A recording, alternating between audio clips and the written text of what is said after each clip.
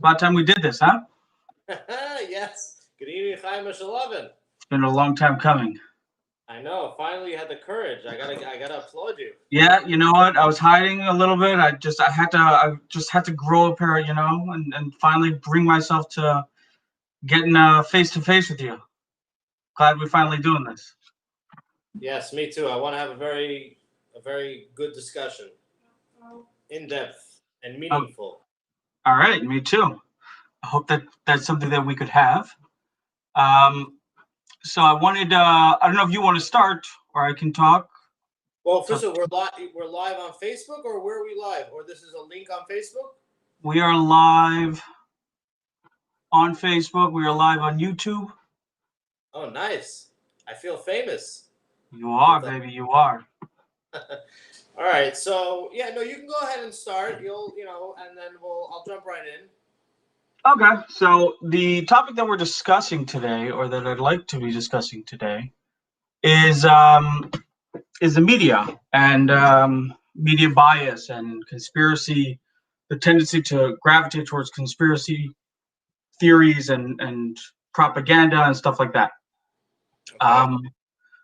So I know that there's a lot of claims on the right, on the left, in the center, that there's a significant bias, and it's usually demonstrated by, or the stigma is that it's liberal bias, that the media is liberal institutions, that it's run by liberal elites, that the liberal elites are,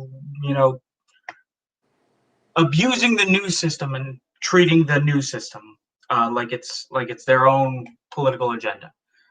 And my position is that not only is that not a good explanation of what goes on in the mainstream media, it's also completely, it doesn't acknowledge how rampant the issue of network propaganda and conspiracism goes on the right, primarily on the right.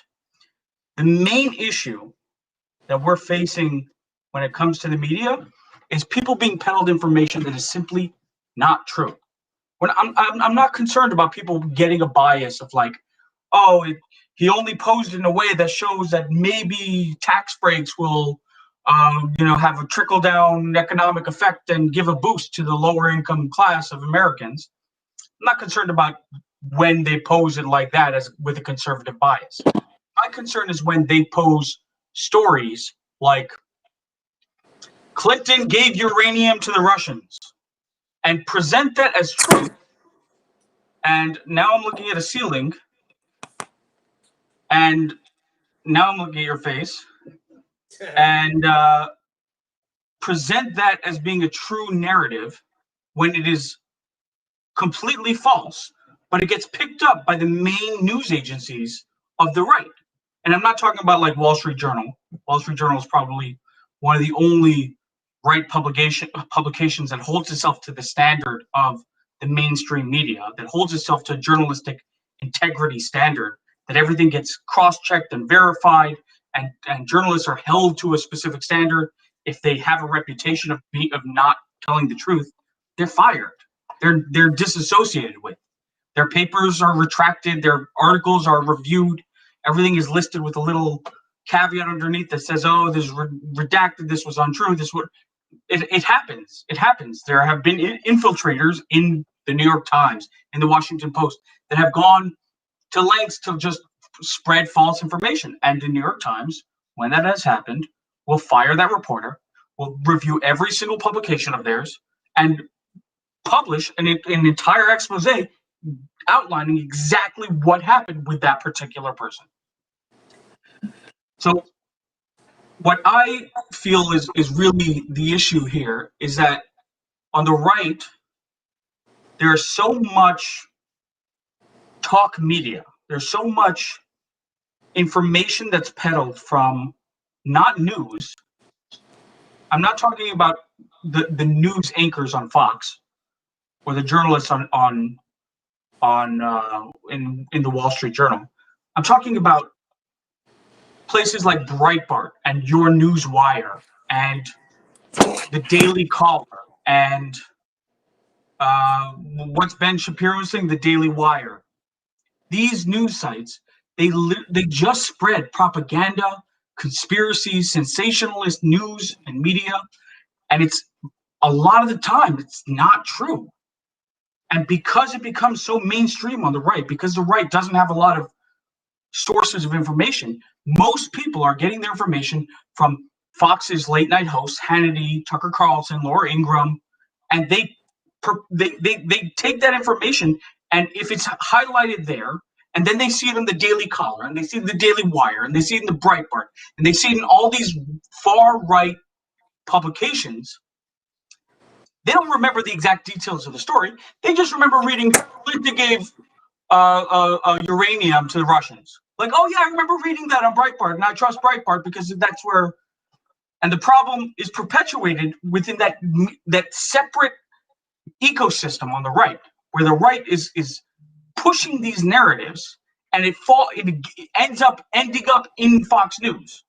So when Tucker Carlson or Sean Hannity start advancing these claims, and I'm not talking about the anchors, because the anchors will never do that. The anchors are honest and usually, but the media, the talk hosts, whether it's on the radio or on TV, they advance narratives that are conspiratorial, that are propaganda, that are specifically intended to boost the president. All these different things are having a huge detriment on the information system that Americans have access to, especially the 30 million or the insane amount of Americans. I don't have the number in front of me, but the insane amount of Americans who primarily get their information from Fox News. I think that's where the issue really lies.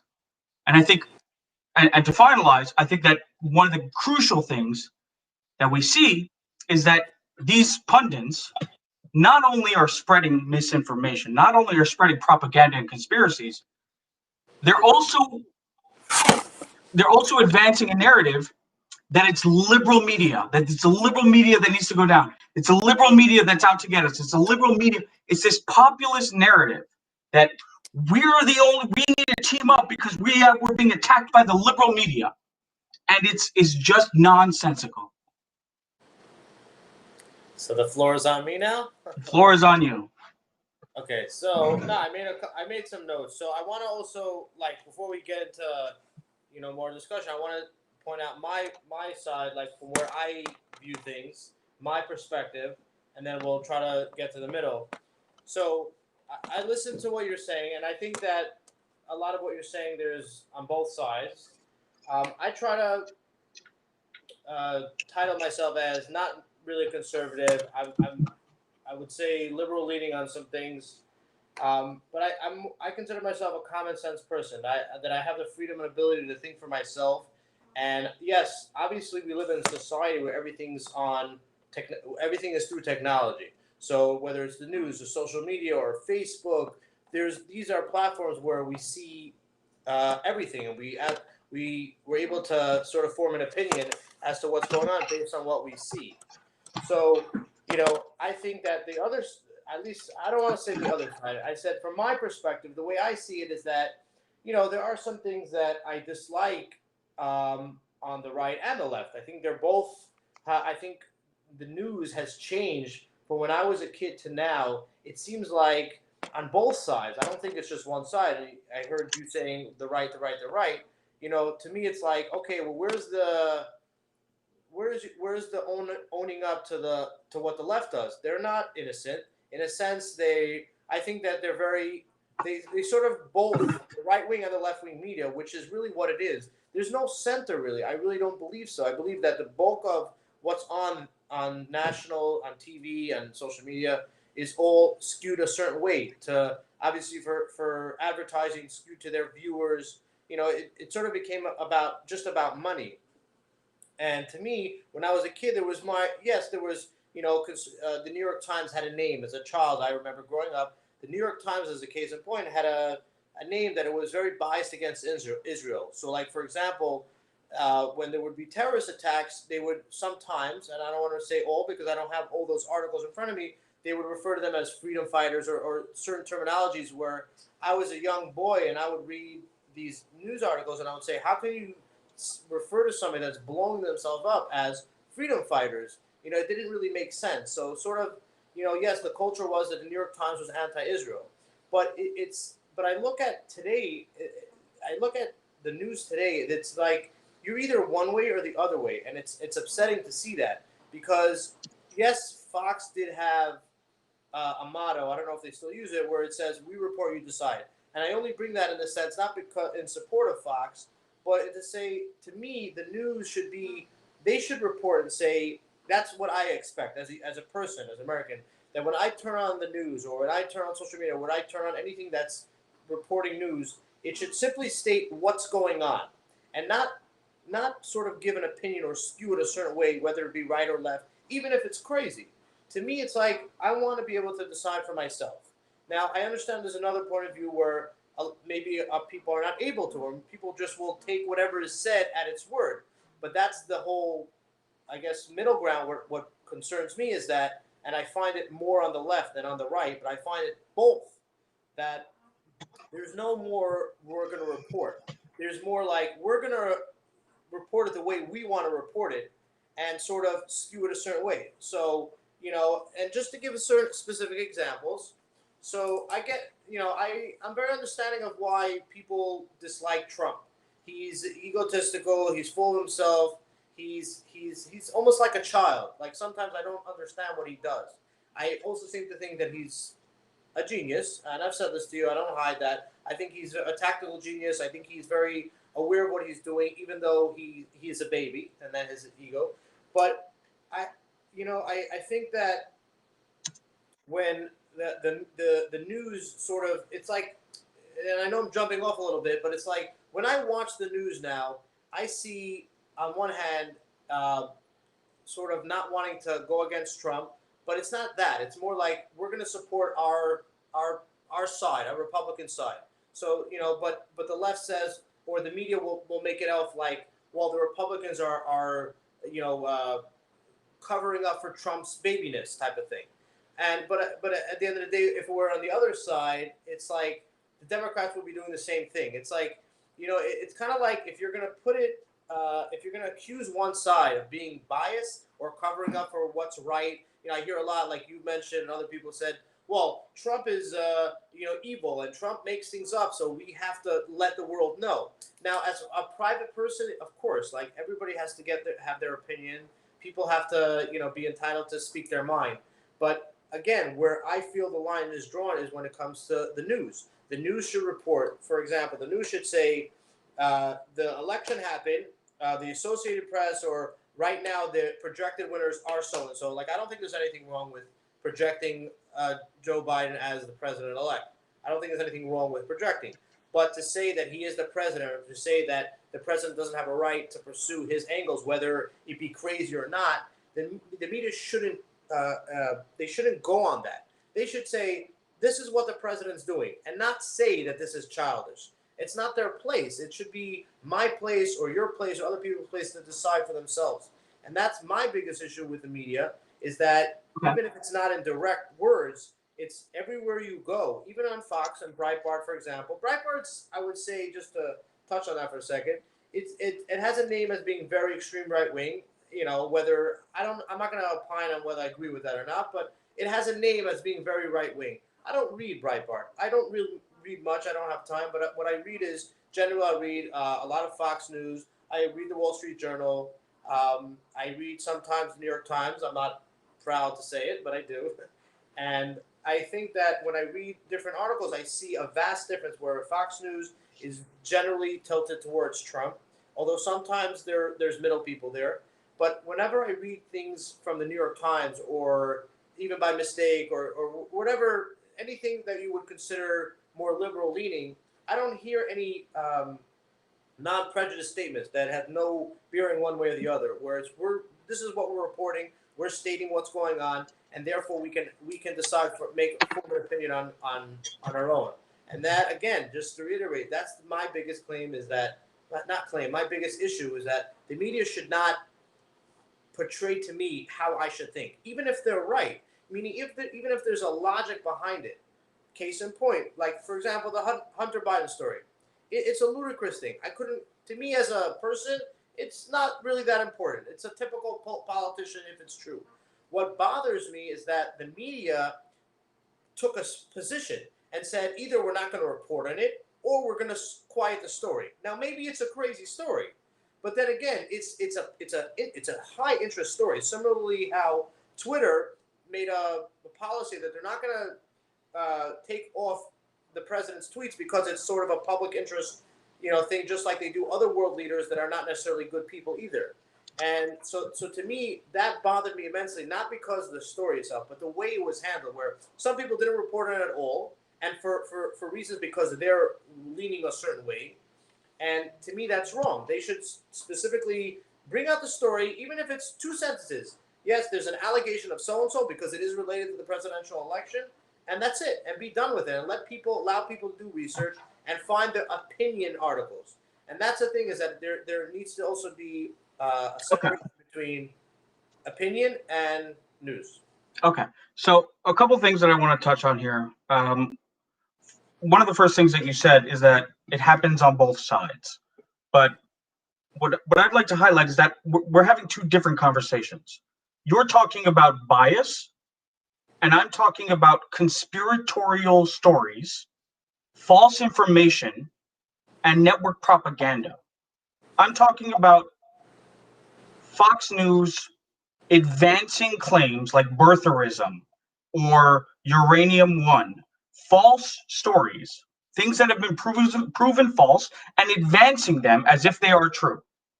I'm not talking about a spin on something that makes Trump look bad or whatever, or makes Clinton look bad. I'm talking about outright false information.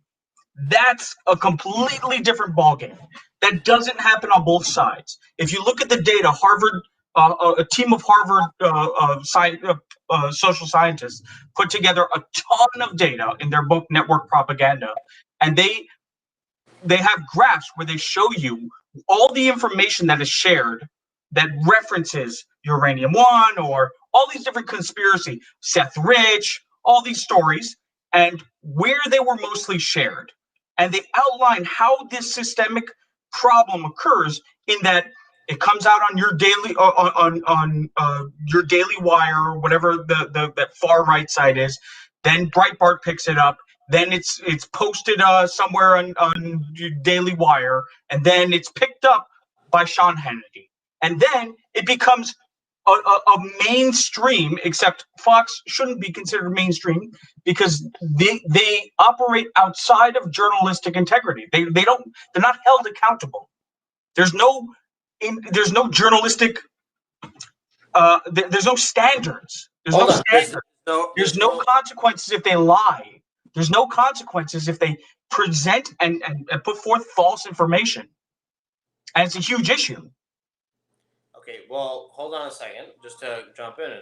So, okay, first of all, you mentioned a few opinion people like Hannity and Tucker Carlson, and I think to jump on that, I don't think there's anyone in the media that's held accountable, because you brought up. That's not true. That's fundamentally not true. The New York Times fires journalists left and right. All of these news agencies, they fire people left and right if they lie. So hold on, Kate. That's one part of his lying. But let me ask you like this, because I wrote this down. I wanted to bring it up as an example. And again, I want to be upfront that I'm not intimately familiar with the article itself. But if you recall, there was a senator that wrote an op-ed in the New York Times. Okay. And my understanding is, correct me if I'm wrong, my understanding is he wrote an opinion that was, some would say, or at least a lot of New York Times readers, was outlandish, crazy. But however, they gave him, I actually applaud at the time, they gave him an opportunity to present his case, sort of like 2 presidential candidates putting an op-ed, et cetera, which of course it's a given. I mean, I don't think any news organization, if they put an op-ed for one presidential candidate, would get away with not. But in any event, about that specific issue, what happened was after he put the op-ed, there was a crazy amount of pressure put on. Again, this was what was reported. I'm not in the building of the New York Times. I don't know specifically behind the scenes what happened, but it seemed to me that the editor that allowed him to put it in, who initially justified it, ended up either getting fired or resigned because of pressure for allowing this to take place. Now, my issue is that if you're saying that that doesn't happen in the New York Times, that whereas if something is falsely done, or like you said, they fire people, why then why would it be to begin with a controversy that Tom Cotton, the senator, I believe it was Tom Cotton, who wrote an op-ed, why would that even be a issue to begin with? A, and B, why would the editor, who's most likely a liberal leaning, why would he have to leave or be fired because of the pressure that came from him allowing this op-ed to take place? Okay, so let me ask you a question in response to that.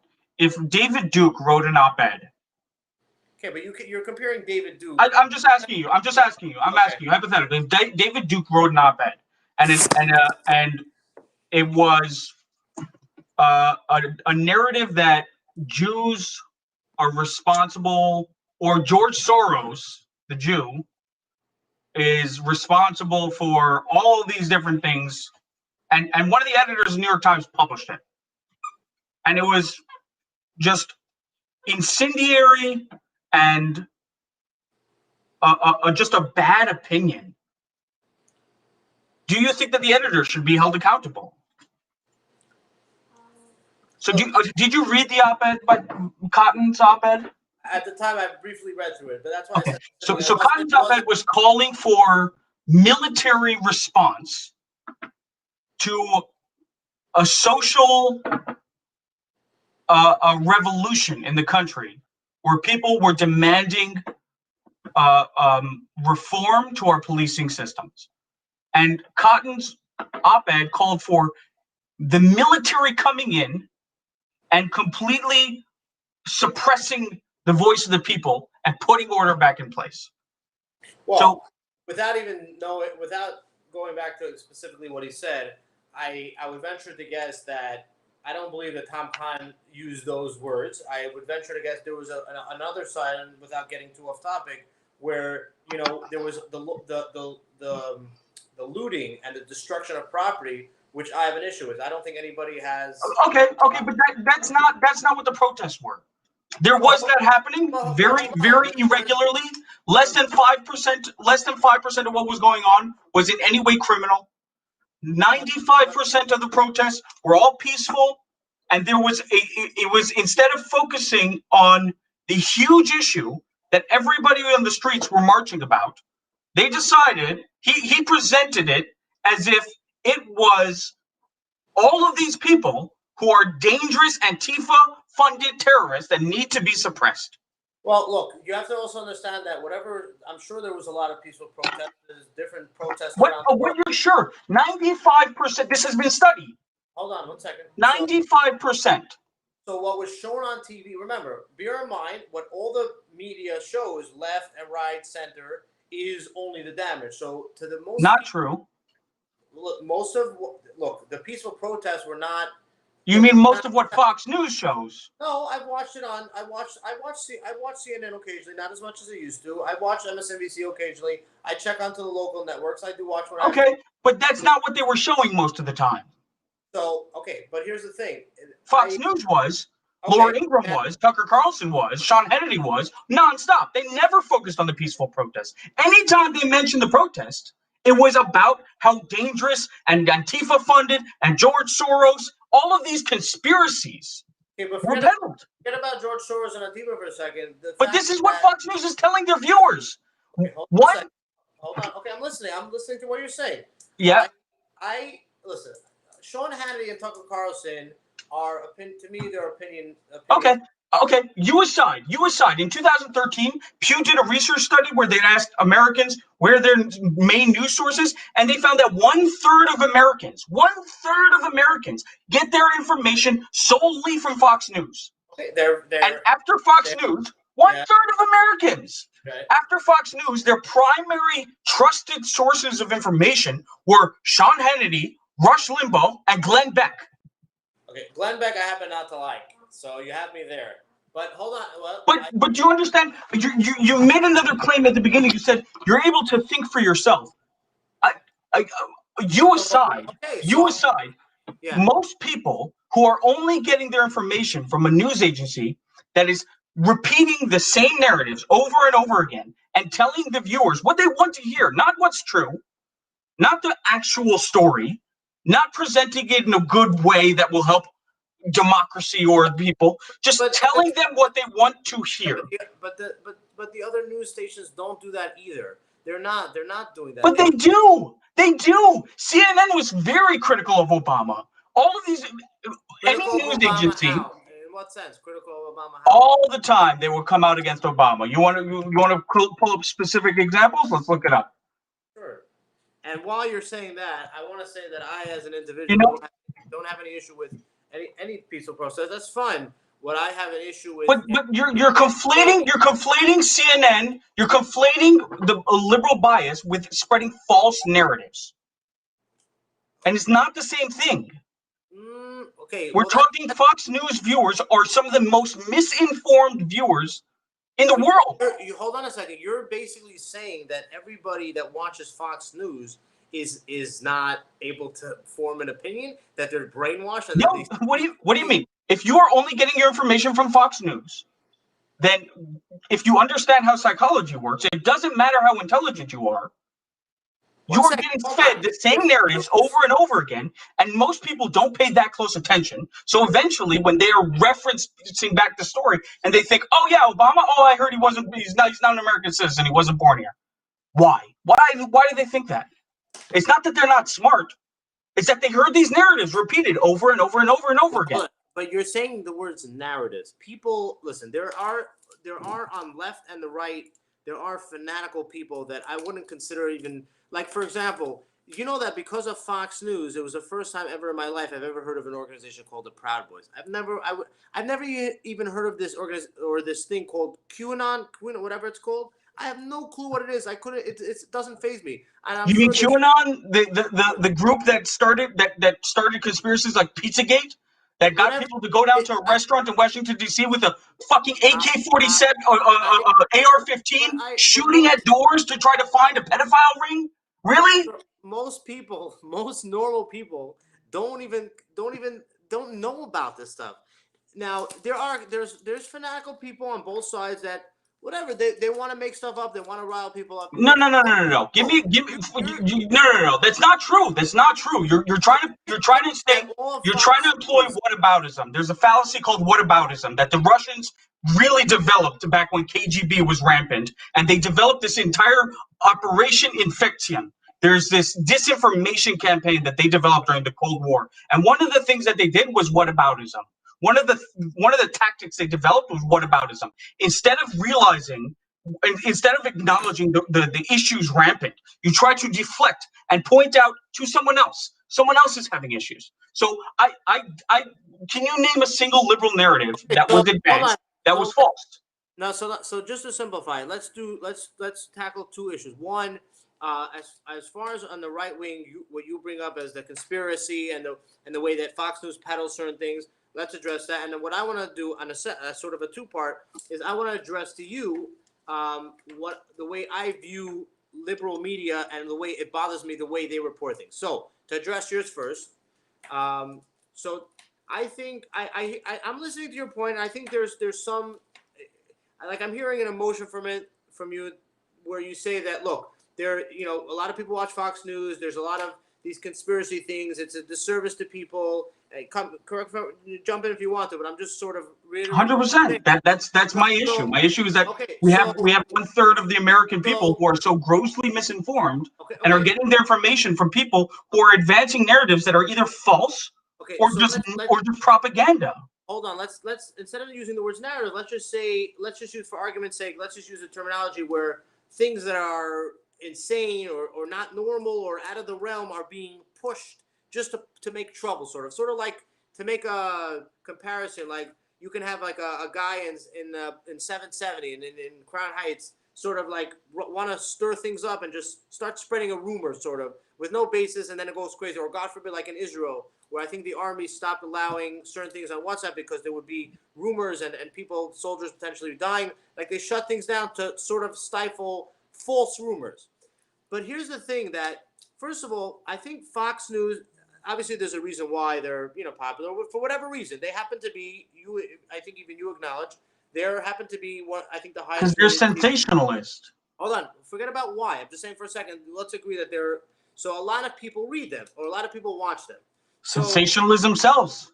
I think, yeah, but there's different angles. Look, when CNN, when Fox does a poll, let's say, when they were doing these polls, these exit polls, generally Fox News will stir more towards Trump, and where you go to CNN, it'll stir more towards Biden, and that's understandable. But with Fox News, it's not just Fox News. I actually somewhat agree with you, but not because of Fox News. I think that media in general sort of there's no.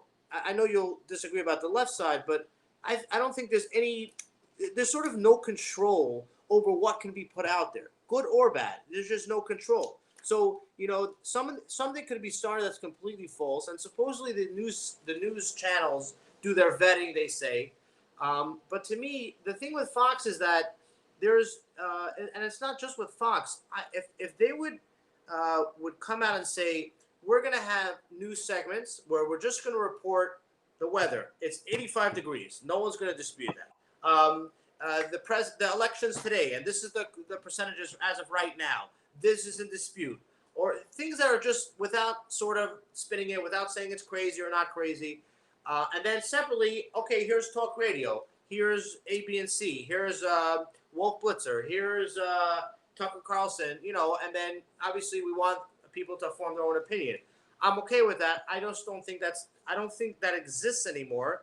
And I think I could understand why someone on the left would have a valid claim against Fox, and I can understand why someone on the right would have a valid claim against the other side, because everything is skewed. You use different wording, but the same idea, like narratives, whataboutism. To me, I feel we'll get to it, but I feel it's on the other side done in a different way. Okay, so let me just show you something real quick. Yeah. Do you see this screen I'm sharing? Uh-oh. What is that, your drug dealer's number? No, I'm just kidding. I can't see anything. A little bit. I see like different articles. Okay, but what's the gist of what you're saying, or what you're showing me?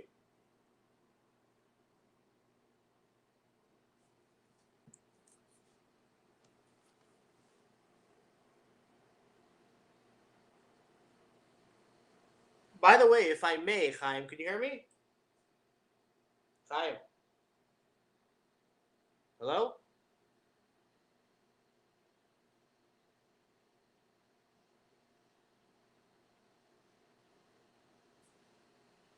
The problem is not that the liberal. I couldn't see the article. I don't know. I mean, you could describe me what you were telling me.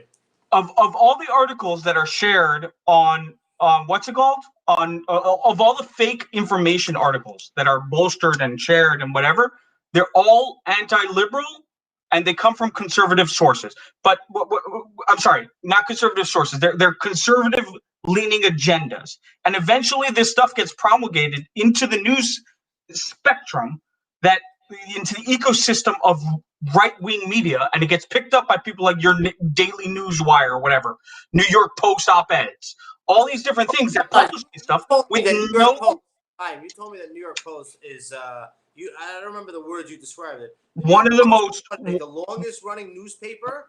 You can't just. One second. You're saying that the integrity of a newspaper depends on how long it's been running? No, not necessarily. The trustworthiness of a newspaper depends on how long it's been running?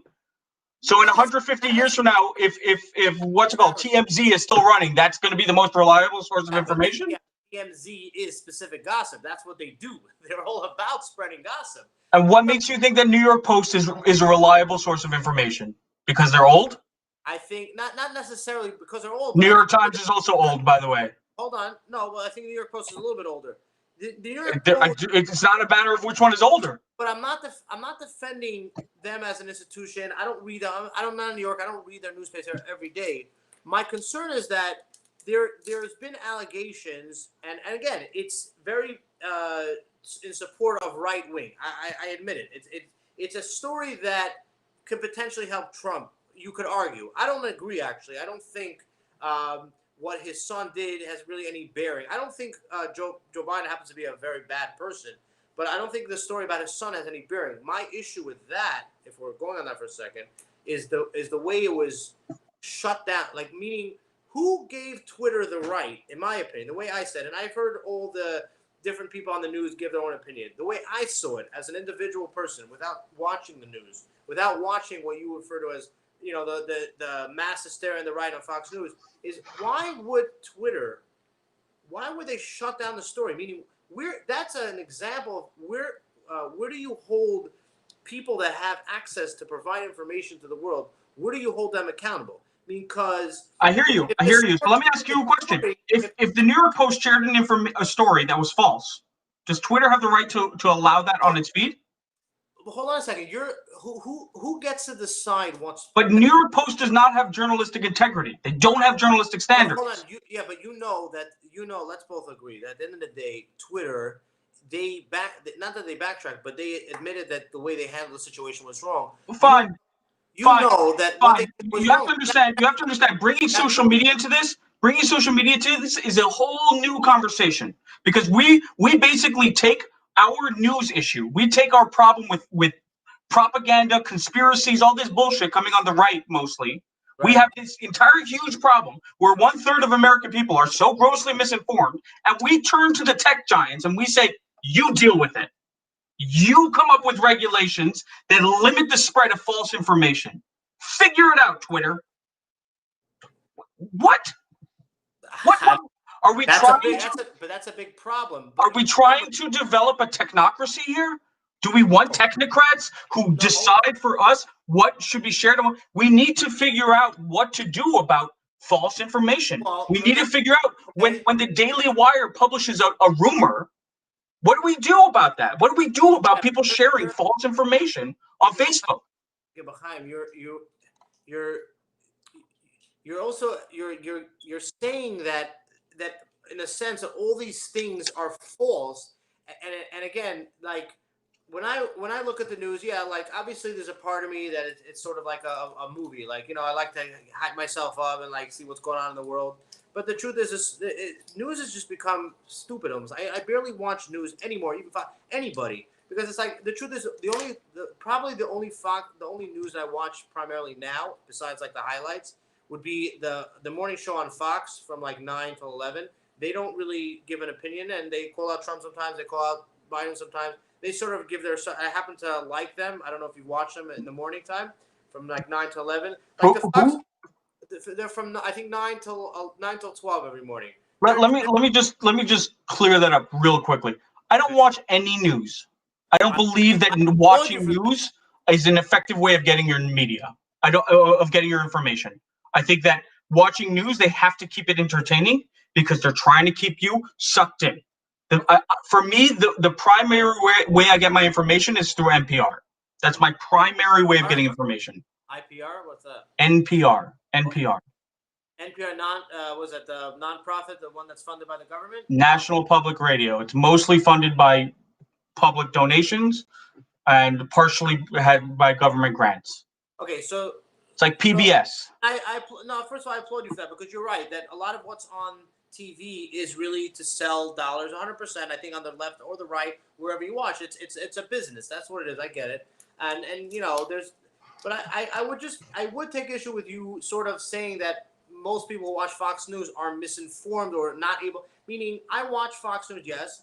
I don't think necessarily I consider myself as misinformed, because there's these specific conspiracy things that you bring up, like Pizzagate.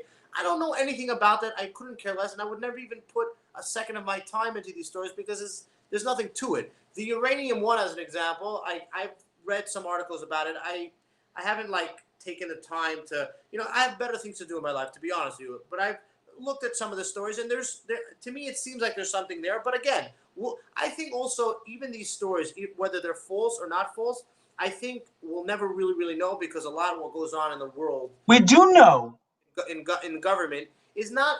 We do know. We're talking about stuff that has been demonstrably proven to be false.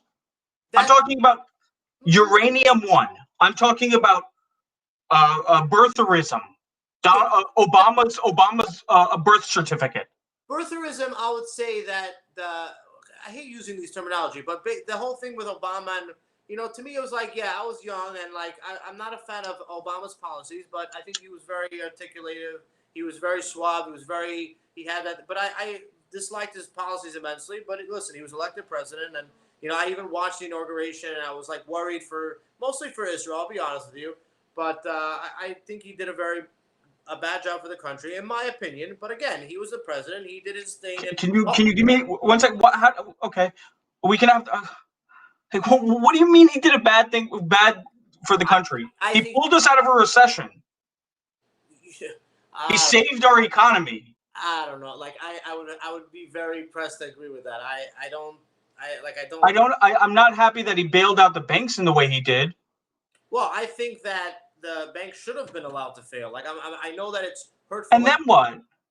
Again, I don't have all the answers. You're asking like You realize that if the banks fail, it would create mass problems. Of course, I get it. That the holdings of every bank, that your savings account is depleted.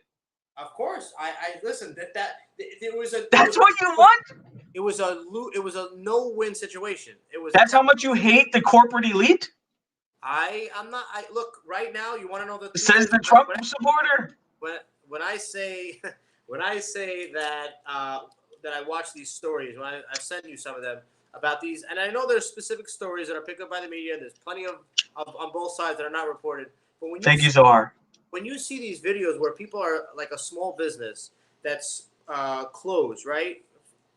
Whether legitimate or not, it's closed per government order. But you see these big retailers, these big people that are raking in money.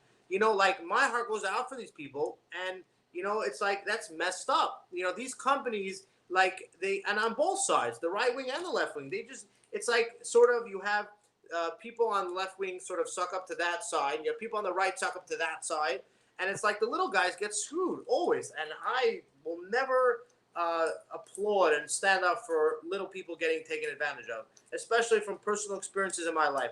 I'm all about justice and standing up for what's right, and I'm a big fan of that. But there's also common sense. There's also like practicality. And unfortunately, sometimes in life, it's like if you get into a lawsuit with somebody and you have a legal issue, someone that has a lot of money and you're fighting them and you don't have a lot of money, you're at a tactical disadvantage, and it's wrong. But what can change? There's nothing that can change. There's without getting all talk. But I don't want to get too off sidetrack. We can do it another time. It reminds me of slap lawsuits. You know what a slap lawsuit is? No. One of Trump's favorite tactics. Whenever he says, I'll sue them, it's a slap lawsuit. It's basically to shut them up because he has more money and more resources. But so many big businesses. I'm not saying it's the right way. Look, I know. I'm just pointing out. At the end of the day, we've developed a society that is so obsessed with the capitalistic pursuit. Yeah, but there's nothing wrong with that. There's nothing wrong with. Well, one second. There is to a certain degree, right? Like it's good to pursue creating capital and gaining wealth and whatever. And then at a certain point, it's like, okay, maybe we shouldn't be pushing to unlimited heights where there are billionaires who are just making $100 million a day, like or $10 million a day, like Jeff Bezos, and off the backs of workers who are dying in his factories or exposed to horrible conditions. Like maybe we should really not. There's been this campaign of like this. America has this mentality where there's like this. It's almost like a dogma where capitalism is like something that like no. If you question capitalism, you're a communist. Like okay, relax. Well, now, one second. It's not. I'm not comparing it to socialism. I'm not saying either one is good. I'm saying that there are facets in every sort of economic model that are helpful to a certain degree. So we need to figure out where capitalism was great for building up a very rich and powerful economy. And then it's also great for building income inequality and wealth disparity and all these different issues that create people who have to work 3 jobs and still barely make enough to afford rent because they're getting $7 an hour. And they can't afford an education for the kids, and they can't afford birth control because they're living in a Republican state, and so there's insurance doesn't cover it. So all of these different things for that, and I don't think that's. I think that, do we have real capitalism in today's world? No, and I'll tell you why. I don't believe so. Again, Should we? 1 second. I don't believe so because it's not real capitalism. There are parts of the economy that, yes, you have the ability to open your business and try to build. And should we have unfettered capitalism? Well, hold on a second. Let me finish my point.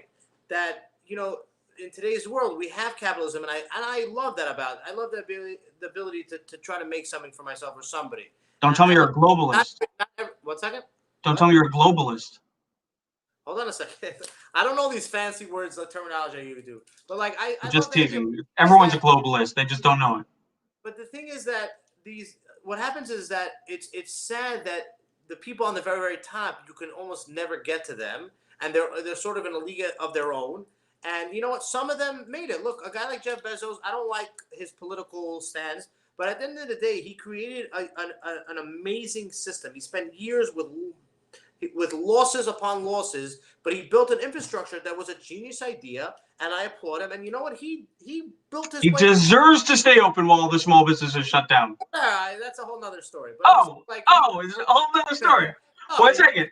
One second. He built himself up through the capitalistic model. He built himself up to the point where he's so successful that he can afford to develop whatever he needs to do to make sure that any sort of COVID risks are mitigated. And with him. He has so much power that he can pay off. He can give a $100,000 donation to a super PAC.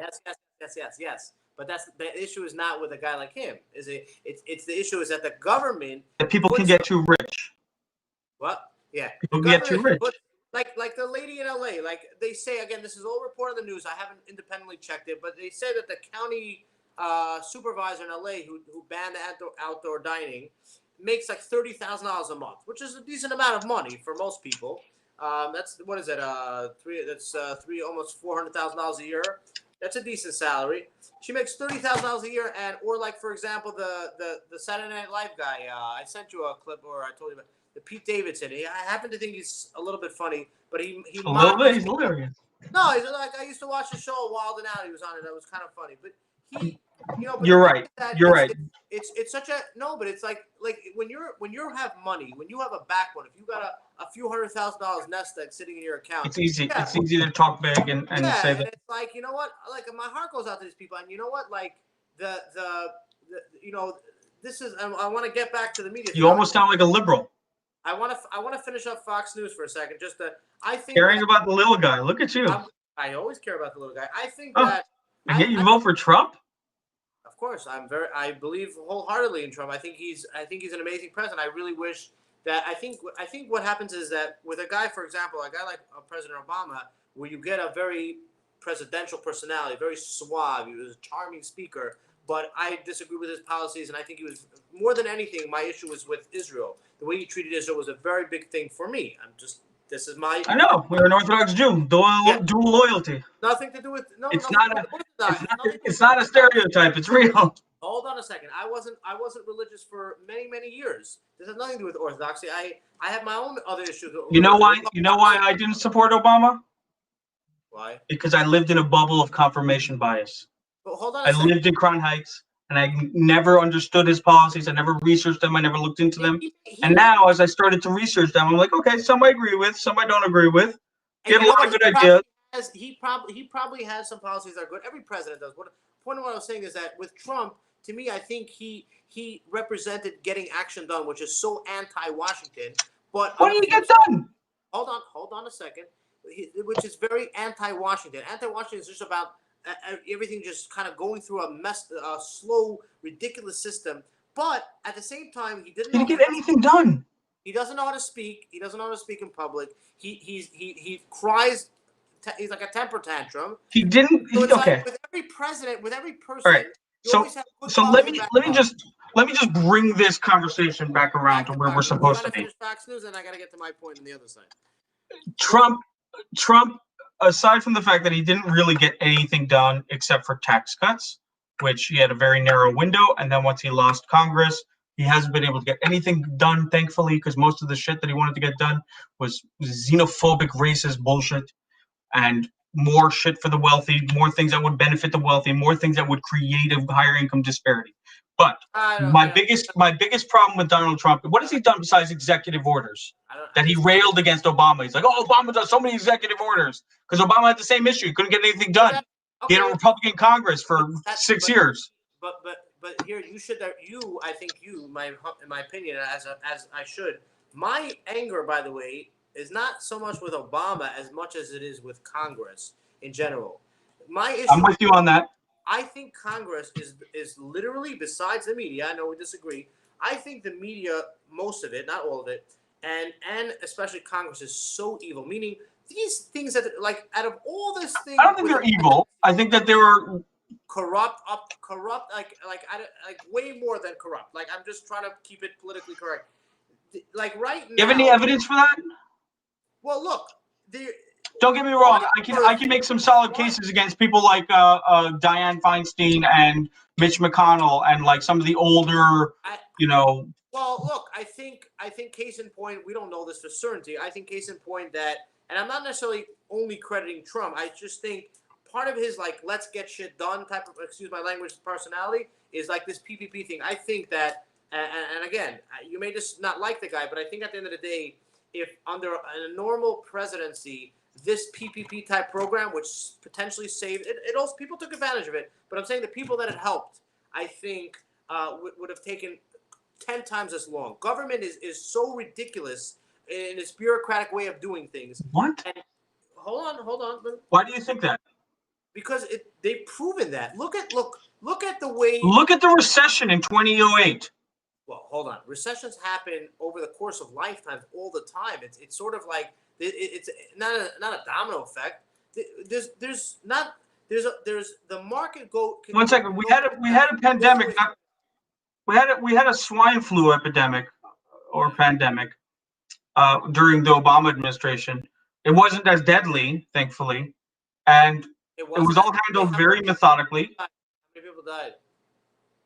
Not a lot. I don't know, 60,000 or something. Oh, wasn't no, it the probably less. It wasn't in the six figures. No.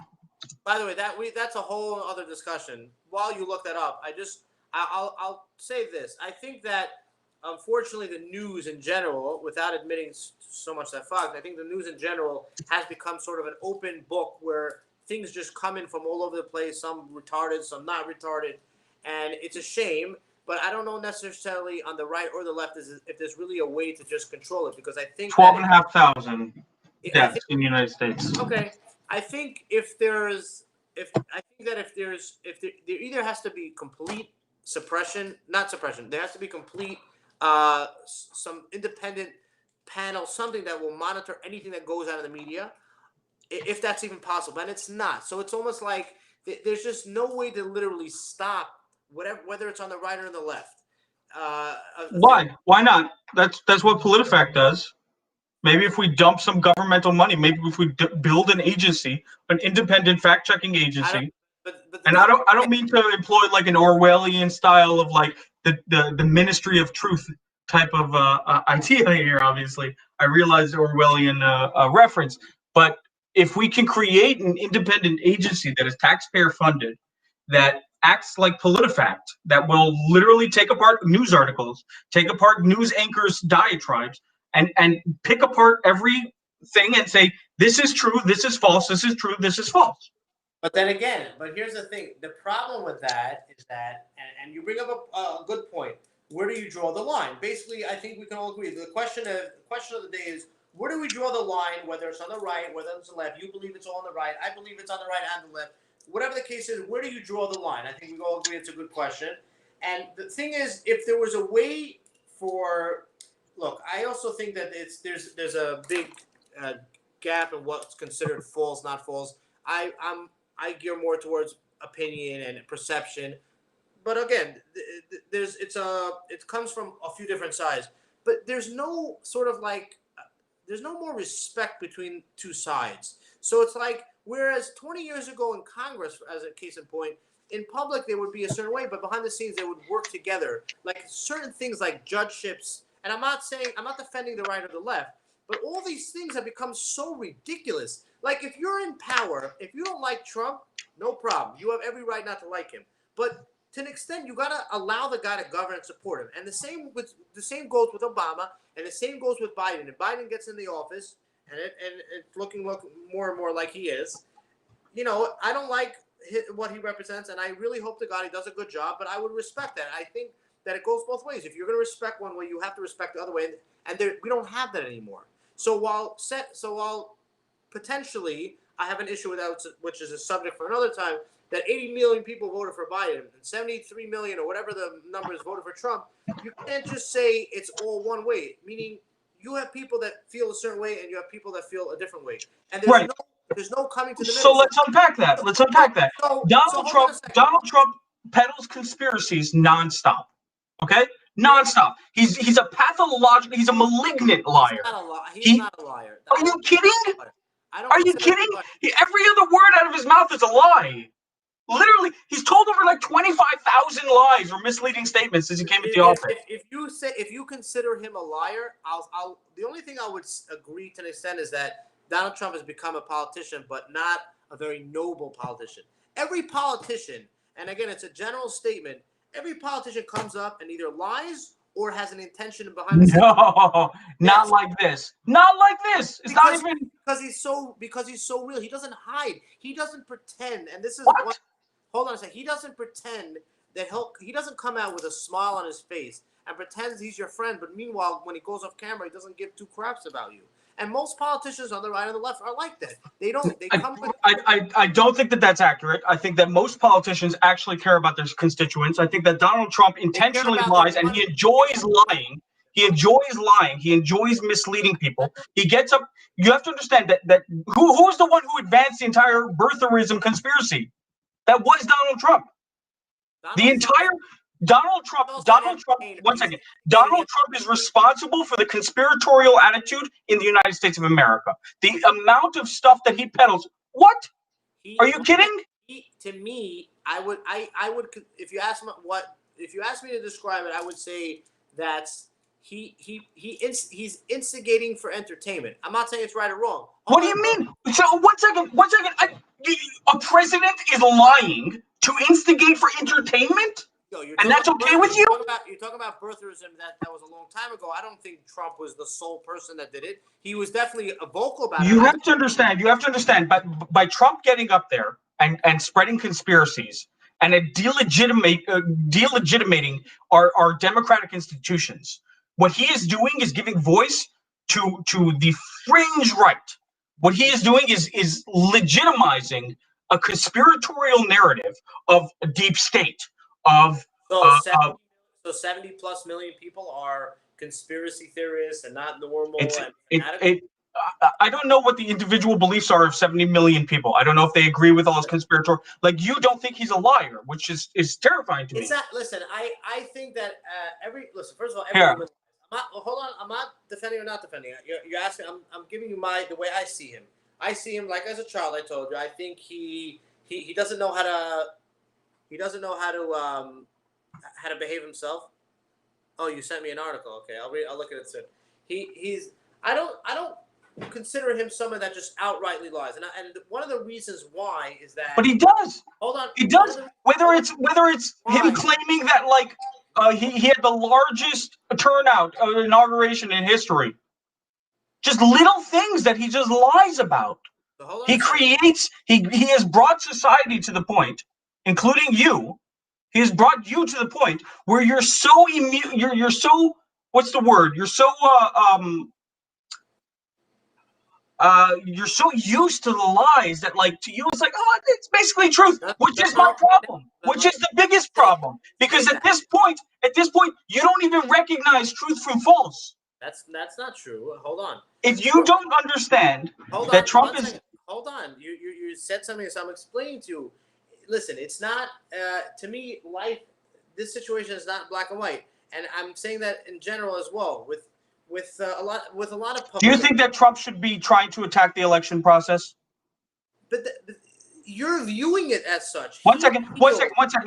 Donald Trump is spewing false information on Twitter on a daily basis. Okay, he's spewing. 1 second. No. This is false information that he is spewing. When he says things like 153,000 votes are dumped at 3:24 a.m. in Michigan, all for Biden, he's spewing false information. This is a president lying to his followers to encourage them to delegitimate our election process, our institution of democracy. This is a president lying to the people that follow him, that listen to his every word, that turn to Fox News and listen to everything that Fox News shoves down their throat until they swallow. Hey, but wow, that's serious terminology, Chaim. Listen, Fox News, first of all, they not everybody peddles a certain way. There's very few people that. At this point, Ted Cruz is fucking getting on board. He wants to represent the case at the Supreme Court. Even though every judge is throwing out every court case, left and right, that Donald Trump is bullshitting. Well, He's lying to you. He's lying to you and 70 million Americans in claiming that he won the election. And it was all fraud. He's lying to you. Hold on a second. And you're just letting it pass. No, that's not true. It's not about letting pass. I don't sit there and listen to what Trump says all day long. But guess what? People do. People do. Hold on a second. First of all, people listen to President Joe Biden. People are calling the election officials in Georgia and threatening their lives. Okay, listen. Let's hold on a second. Okay, I really would like to hear legitimate, and I'm not saying it's true or not true. I laugh when I hear these stories, not because I want, God forbid, anyone to be in danger. I don't wish that on anybody. But to me, it's like these people, first of all, why are they even in the news? People that are dealing with elections shouldn't be interviewing. They shouldn't be going on one network and not the other network. They shouldn't even be in the news. That's number one. Number two is me personally, I'm not going to sit here and tell you that Donald Trump never lies. I'm not going to sit here and tell you that Obama never lied. You already did. I'm not going to do that.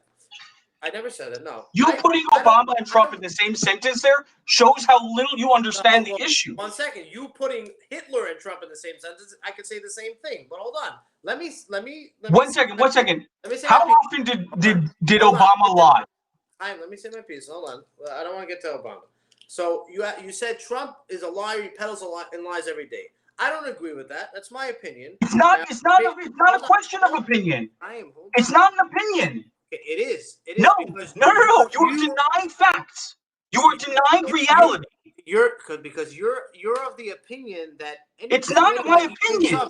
Yes, it is, because there's no, it isn't. There's certain things that he's saying. Certain things may be wrong, but certain things that he's saying, and I'm admitting it. There's certain things that I don't understand why he's saying it. It doesn't make any sense to me. I don't know what his reasons are. Okay, one second. I'm going to read a few things that he said. Hold on, 1 second, Chaim. 1 second. So to me, he's a very raw. He became a very raw politician, and it's not what the country's used to. There are some people that follow him that don't even care about anything. I don't consider myself or most people like that. But hold on, Chaim, hold on. Let me say my piece. I think when you say that Trump is spreading a false facts that the election was fraudulent, I don't agree with the way he's saying it. What I have a problem. So one second. Let me ask you a specific question. Donald Trump said, and I quote, "In certain swing states, there were more votes than people who voted, and in big numbers." Is that true or false? I know for specifically that there was one picture that came out, one meme that came out. Is that true or false? Hold on, Chaim. There was one meme that I saw after the election in a specific, I don't remember which state, which had something like that. I don't know if it was the same thing. That I actually went and looked and saw that it wasn't true. And somebody started. So one second. So Donald Trump's statement is true or false? I can't answer either way. You can call There's me such crazy. Cognitive dissonance there. You can't even admit that he's lying. Because hold on a second. You have to defend him. This is why there are 70 million Americans. They're in denial. Chaim, I don't defend everything he does. I on here. You're defending him lying. No. You're not admitting that he's lying. No. When he's lying. Chaim, hold on. No. 1 second. What I'm saying is. 1 second. We're gonna scroll through this real quick. On second. I can't see. Then I can't hear your voice. That's fine. That's fine. I have to finish my piece while you're saying that because So when he says these things, my opinion is that some of it may be off, some of it may be on. I haven't researched a lot of these things, but what bothers me and what I don't like, and I think he's misarticulating him. He's not articulating himself properly. Is that what happened in the election doesn't make sense. It doesn't add up. Of course it does. People hate Donald Trump. Hold on a second. People hated Hillary Clinton, and it was still a close race. Why is there a double? It was not a. One second. Why is there a double image of me? I see like 4 pictures. What's going on? You love me so much that you got to put all these pictures? So, like. 1 second. Do you remember how many votes Trump lost by in the popular vote in 2016? About 3 million and change. Okay. Do you know how many votes he lost by in the popular vote in 2020? I think it's about 6.5 million or so. It's almost 8 million. Okay. So I don't. People hate Donald Trump. I don't. So what don't you understand? What don't you understand about Donald Trump losing the election? The loser that he is. Well, hold on. We don't have to get personal over here. I think that that I'm not going to argue that that's the information that's presented right now. It hasn't been turned over. I think that Trump has to come up with valid claims. I don't think he's lying. Hold on. I don't think he's presenting a very good case, if you ask me. I think what really you're defending a liar. Okay, that's you can that you're entitled to think that. I don't agree with you, but okay. It's not a question of opinion. It's not a matter of opinion. Could you be quiet for like 2 minutes? Oh my God. I was told that I talk too much. People tell me that I talk too much, but I nah. So like my issue is the big thing is that I think what changed the election straight up was the mail-in balloting, and I think that there's almost no way to prove that there's a systematic fraud. Even if there is, I don't think there's a way to prove it. So it's almost like I'm not conceding, but I'm almost saying that Trump didn't really lay out a good case. I don't know if he would be able to. I think there's stories here and there that could be true, and some stories here and there that aren't true. But I think at the bottom line is that the mail-in voting transformed this election, because a guy like Joe Biden, even if you want to say people hated Trump, it doesn't make sense to me. Forget about put aside the numbers for a second. A guy like Joe Biden, he's a nice guy. He's not charismatic. He's not. Even Hillary had a little charisma. So at the end of the day, if you want to win something, you have to entice people to vote for you. Agreed? You have to get people to coalesce behind you. That's the way it works. So you have to be an exciting person. You have to obviously have good policies, but you have to kind of get people to vote for you. Joe Biden is somebody that's sort of the anti that. And to say that he obtained more votes, and I don't want to take away from him personally or whatever he's done in his life. Do you not understand how much people hate Donald Trump? Again, hate, put that to the side for a second. Look at the math for a second. In all the years of American elections, there's One second. Do you understand that people hated Donald Trump and would have voted for a monkey? Would have voted for a chimpanzee if a chimpanzee was holding a broom and wearing a tie. They would have voted for him over Donald Trump. You hate him. I hear in your voice. No. America hated him. But that's not true. Yes, it is. Yes, it is. Are you kidding me? How can you say that? Don't give me statistics because it's not relevant. I'm looking at the election. If 73 million people voted for Trump and they showed up. Schneur. And guess who else showed up? The people who hated him. The 80 million people who hated him. Hold on. What are the votes in person for Joe Biden versus Donald Trump? Schneur, 1 second. You're saying that people love Donald Trump, and because people loved him, therefore people couldn't hate him. 1 second. Do you think that people didn't hate Donald Trump? I'm sure there's people that hate him. You know the millions of people that marched in just after he was elected? I'm sure that's true. Okay. Do you know how many people Donald Trump pissed off over the years? Do you know how his approval rating continuously was below 50%? His entire presidency has never happened before in a president? Really? Really? Yeah, so Donald Trump's has the lowest rating ever in the history of presidents. Yes. Okay.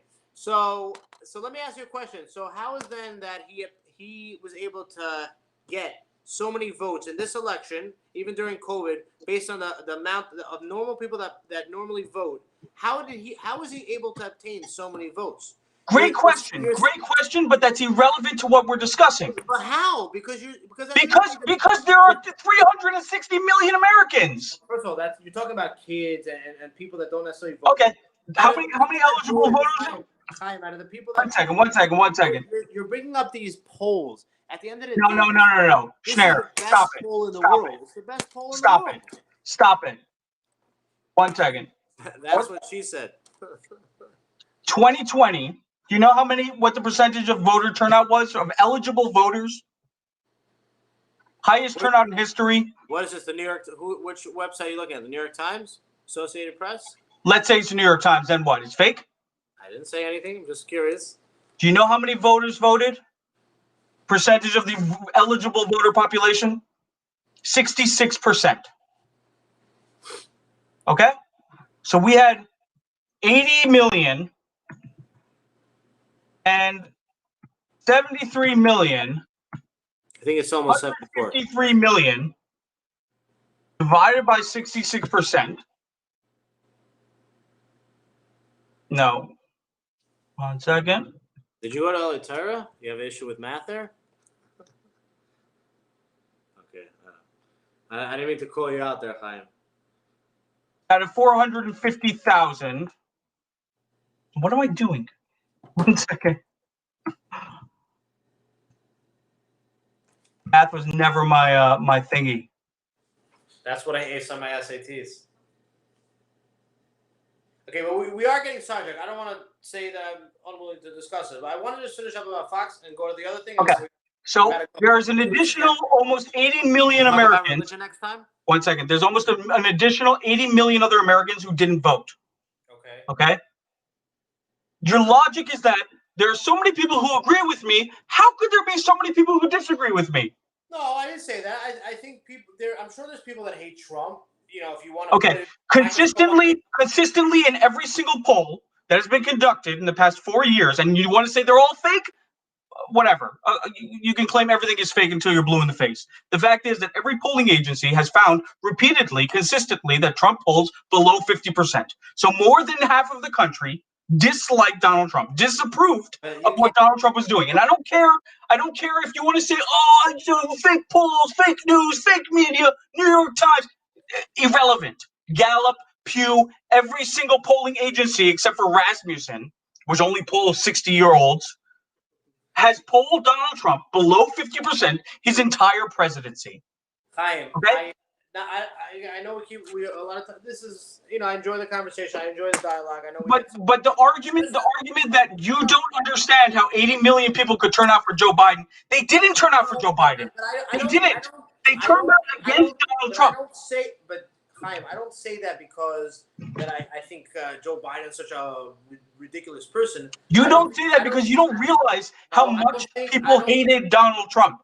Yeah, but the math does not support that humongous gap. I think that there's a big part of it was mail-in ballot. And again, we don't. That's cognitive biases. That's cognitive dissonance. You don't want to believe that so many people disagree with you, but they do. They do disagree with you. Listen. I don't agree that so many people all of a sudden during COVID, when we were so scared that there was issues of health to vote, that more people voted than ever. And then, okay, I'm just saying, you know how many people mailed in their ballots? You don't agree with me, and I don't agree with you. Now, we're not continuing to get off subject here. We will have that for another time. We weren't even supposed to talk about Trump, but I would just say that I think he's making a very bad case. I think some of it doesn't add up, but now I want to end up with Fox News that I wish that the news would have a position across the board where they report and you decide. Now, I think that there's elements in Fox that kind of lost their touch. I'm not going to hide it. I'm not saying this to kiss up to anybody. I think that Sean Hannity lost his way, if you ask me. I think I loved his Hannity and Cohen show. I think it was very great to have sort of like me and you, just having, arguing, discussing it, having different opinions, et cetera, et cetera. I think it's great. I think it's healthy. I wish there was more of this in society because I think it starts at the top and it's not at the top. Listen, as much as people will fault Trump for not getting things done and whatever, things related to that as president, at the same time, it takes two to tango. We all know that. And to me, the other side that claims that Trump is so bad, and let's say for argument's sake he's right, you still got to work with him. And it's like something. It's We got like, 1 second, 1 second, 1 second. A dictator, let's say a dictator comes into power and is proposing horrific policies that most of the country is against. But Trump is not a dictator, so you can't bring that to the equation. He's Okay. the president and 1 everything. second. A really shitty guy gets into office. A really shitty guy is proposing really shitty policies that most of the American public disagrees with. We should just let him do it. It's not about that. If you're That's not how our democracy works. No, I'm sorry. No. Because the whole point of the Senate, the whole point of our Congress is to have a check and balance on the system, to ensure that some asshole who comes into office because he manipulated the system and used psychological insane manipulation on people. But that's the problem, is that you're coming with saying, first you say he's a dictator, and then when I protested, you say some crazy. I didn't say he's a dictator. I did not say he's a dictator, Schneur. I said if a dictator were to come into office. Yeah, but you're using terminology, and then you come and Schneur, 1 second. I'm trying to give you a hypothetical. You're trying to say that whatever president comes into office, just let them do whatever they want to do. I never said that. And I'm trying to give you an extreme example so you can understand if someone as extreme as a dictator comes into office and just wants to do whatever they want to do, we should let them? Okay, now let's go one step down. 1 second. Now let's go one step down, and we have Donald Trump, right? You want to go 2 steps down? We have 2 steps down. Donald Trump. He's trying to get the worst policies done. He's trying to put up a fucking wall on the border, which is one of the least effective strategies in combating illegal crossings on the border. He's trying to ban any Muslim refugees from entering the country. Stop with that banning Muslims nonsense. Okay, stop, because it has nothing to do. It's not prejudice against certain people. It was from certain countries that didn't have the ability. Schneur. We're talking about American citizens that were stuck in Yemen that couldn't get back because Donald Trump banned entry. We're talking about American citizens. Okay, and there will always be, unfortunately, when you make certain laws, it's impossible. Yeah, it's impossible. It's impossible. It's impossible. Yeah, it's impossible to set in stone policies about separating children from their parents at the border with the intent of causing as much psychological harm on them and creating a deterrence because they're we're getting too sidetracked, but the point is that I'm sorry if you think that most Americans support those policies. They don't. It's not most. There's not. The country is very divided right now. So why the fuck would we allow Donald Trump to get those policies through without any sort of checks or balances? 1 second. With every president, there's checks and balances. Trump didn't do everything he wanted to do. So why should we have allowed him to do everything he wanted to do if we don't agree with anything he wanted to do? He was duly elected. He's allowed to. So we should let him do whatever he wants? It's not about letting him do what he wants. When you get elected, when Joe Biden. Okay, if Donald Trump was a leader, Obamacare was passed with Republican vote. A Republican vote. You gotta let me speak. If Joe Biden was elected president, okay, I will almost view the same way, from the same lens you're viewing Trump. I will view Biden when he's going to do something, when he's going to want, as an example, if he's. But you won't, because Biden is a stand-up guy. Okay, you don't stop, Klein. Stop. Making different. Are you kidding me? You think Trump was nice to Democrats? Hold on a second. You think he was nice to Americans? If Biden, you think he was respectful? You think he brought people together? If Biden becomes. Look at Biden's rhetoric. Look at his speeches. Listen to them and listen to Trump's. I will get to that issue in a second. I saved that for last. After Coven. If Joseph Biden became president and he went and decided he's going to move the embassy back from Jerusalem to Tel Aviv, I will be up in arms. I will think he's crazy. I will be so mad. Okay, but if he's the president of the United States and he is duly elected and he gets sworn in, then you know what? It doesn't really matter what me, Schneur Borenstein, as a person says. At the end of the day, if you're elected, you should have the right and this is the way it's always been to push your agenda. Yes, there's Congress. Trump did push his agenda. He signed more executive orders than any president in history. Yes, there's checks and balances, 100%. Yes, there's courts, there's Congress, there's a lot of things that are potentially in the way. But at the end of the day, when you're the president, you have that privilege to push your agenda. You don't. You do. You do. I don't agree with so let me respond to that. When most of the country disagrees with the agenda you're pushing, there's only one way for you to advance it. It's through executive orders. And those executive orders have an expiration date. The second you leave office, they can be overridden by the next president. You also have a right to vote someone out of office. If you think someone's doing which we did. Well, that's and still, Biden, that's Biden still not 100%. it's not still up in the air. You owe me $500, Schneur. You had to call me out. Yes, 100%. It's just such nonsense. It's peddling into conspiracies. You're buying into conspiracies. No, that's not true. Because, it's not logical arguments. Your argument is, I can't imagine that people hated Trump as much as they did.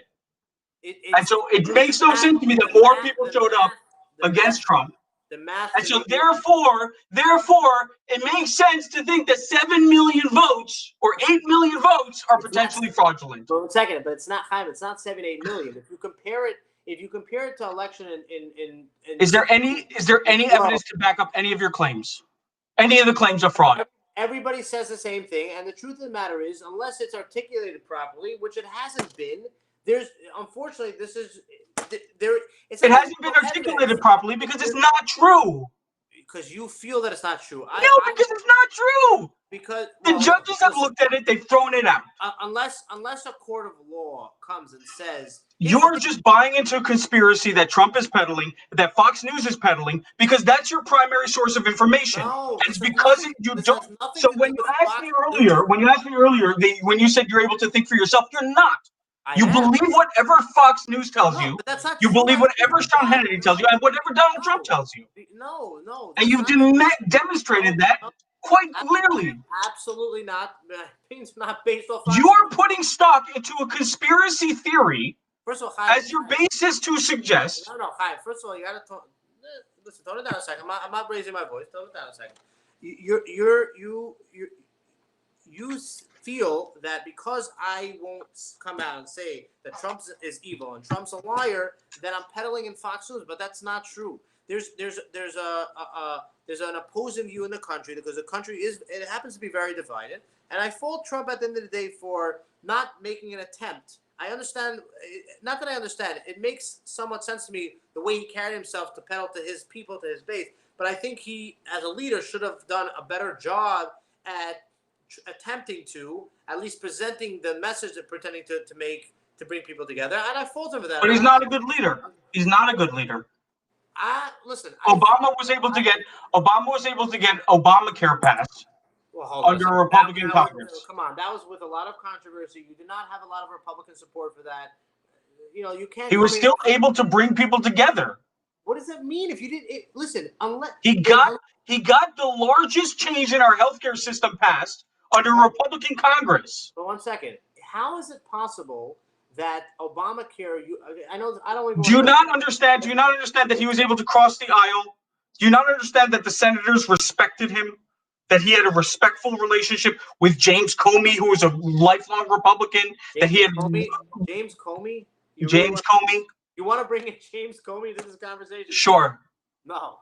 I mean. Oh, why? Because Donald Trump said something? No. Because you believe whatever Donald Trump says? This is my point. No, I'll tell you what, because this has nothing to do about Donald Trump. It has to do with the fact that James Comey handed the election to Donald Trump. People, I don't know necessarily. I don't think so. Then you're not paying attention to what happened immediately before the election. I was watching. And you're not looking at the data. You're not looking at the data. You're not reading. I was watching CNN and Fox News every single day. Oh, you're watching CNN and Fox News. Oh, there you go. That's exactly why you don't know. A guy like James That's Comey, exactly why. A guy like James Comey, who's now everybody like on the left looks up to him, and understandable why. To me, not because he stood up against Trump. Oh my God! It's so irrelevant to the point. It's so irrelevant to the point. The point is that he was a lifelong Republican, and he was an appointee by George W. Bush. And Obama didn't fire all the people that were appointed by George W. Bush. He carried them over. He worked with them. He worked across the aisle. Donald Trump did not do that. Donald Trump did not work with any Democrats. He didn't want to have a working relationship with them. He was an asshole. He was petty. He would call people names. He called his own party. Did you watch the election coming up? I cannot believe that Ted Cruz has any sort of modicum for respect for Donald Trump. I just have no respect for Ted Cruz now. You can't understand it. I can't. Okay. You can understand that Ted Cruz is okay with Donald Trump peddling a conspiracy about his father. You're putting it in the context and he's peddling conspiracies. To him, he feels that the law. Donald Trump suggested that Ted Cruz's father was responsible somehow for John F. Kennedy's death. Okay. That's a conspiracy theory. Okay, fine. It's another lie. Okay, it's a conspiracy theory. Okay. And therefore what? Politicians don't spew stuff all the time during elections? I'm not defending Not like Donald Trump did. I'm not going to sit here and defend that. And I'm not what politicians say to rile people up, I'm not even going to defend. Okay, we are very sidetracked, and we're back to the media. Now, I want to just end off by this. We're going to end up by another point. I'd like to do this again, but talk about religion. Completely off politics, because politics is just, there's no way we can have an intelligent conversation. But I would just end off by saying that if one of the parties is only getting their information from Fox News and Donald Trump, you're right. Here we go again. I would say that I happen to watch, there's two things I read every day, and I'm not even proud to say this, and if anybody's watching that knows me will be very shocked to know that I happen to read thehill.com, which is anti-Trump all the way. Center-right. It's not, it's anti-Trump. It's considered center-right, yeah. Everything they peddle is anti-Trump. Good. They're logical conservatives. Stop with the good. I'm trying to tell you something. Like John McCain. I read the Hill and I read Fox News. So I try to read different sides. Now, my final issue that I want to. The Hill is not different sides. The Hill is basically conservative. I don't know. I don't necessarily agree with that.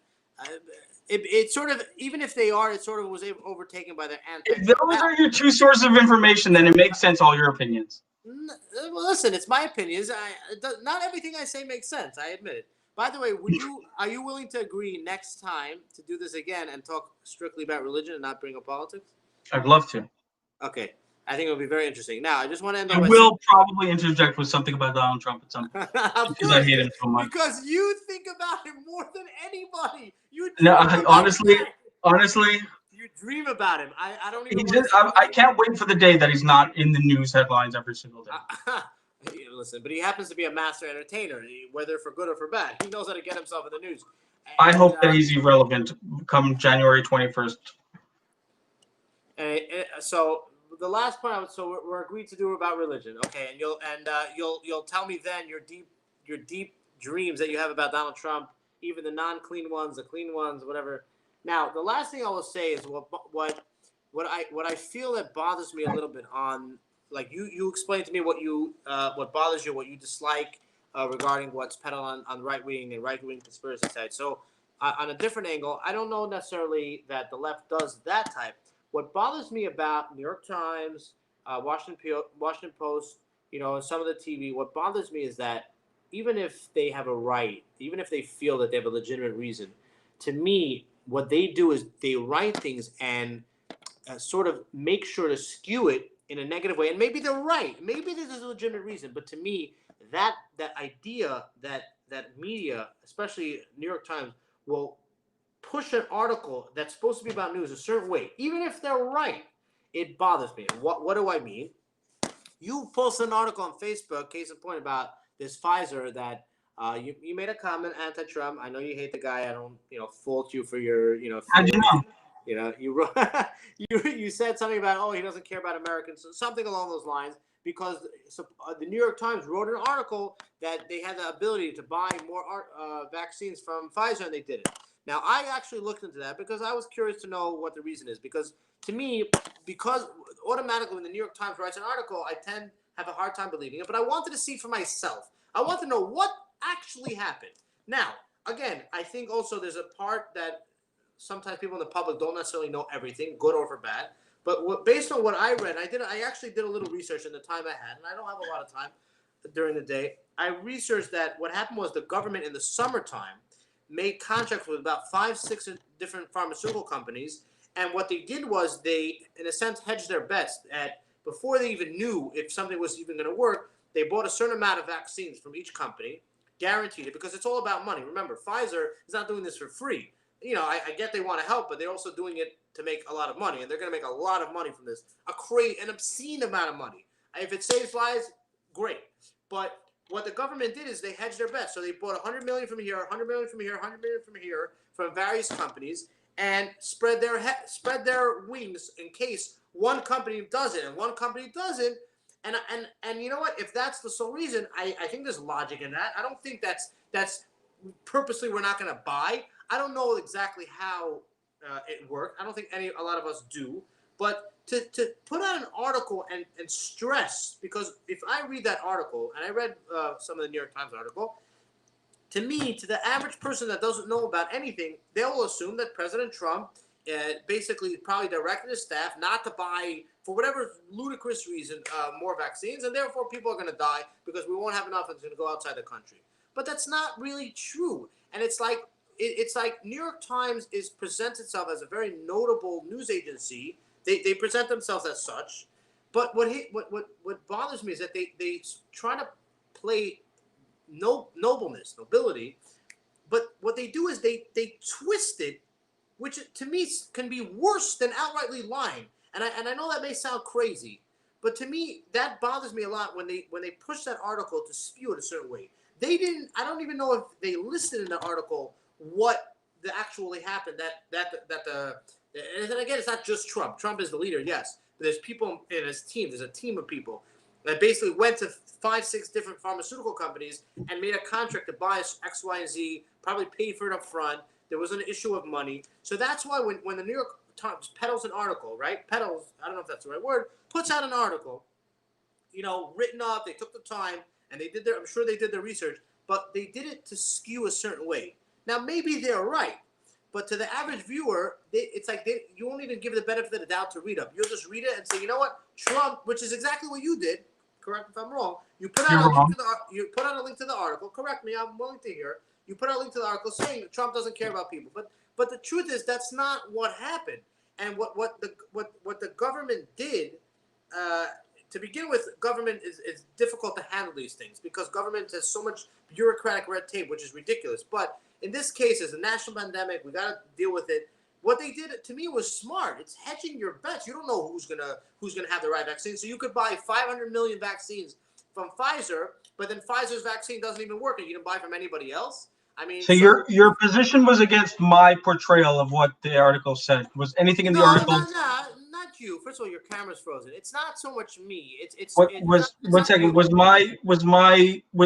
anything wrong with the New York Times headline was that Trump passed up the option of purchasing more vaccines from Pfizer.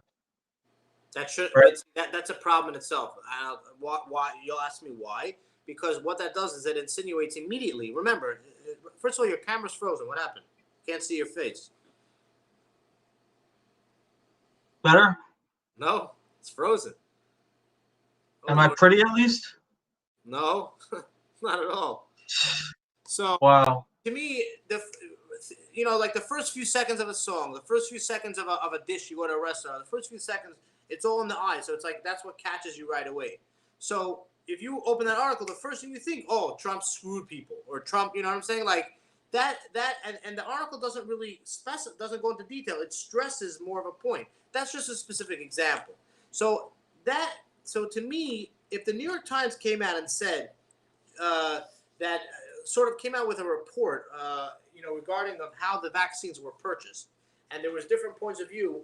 You know what? I would say, okay, that's news, and you know what? I either agree or disagree with the way the government handled it. But they're coming out up front with an opinion skewed a certain way that, to begin with, I don't agree with, but also that's bending the truth a little bit. And through personal life experiences, I hate cowards, and I'll explain this in a minute. I hate cowards more than I hate. Are you there, by the way?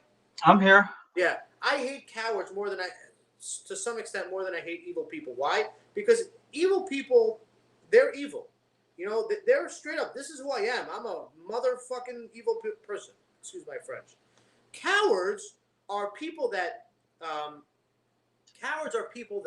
smile at you, but yet are behind the scenes evil and are sinister, up to no good.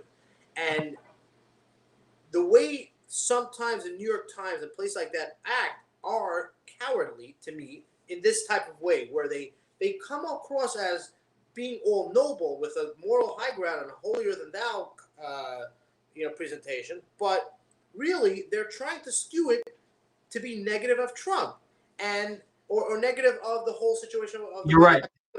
I don't like that. Okay. I wish, you know what, if the New York Times did a report about vaccines and how it was done, and that's it, I would be very hard for me to say that the right wing is conspiracies only, and the left is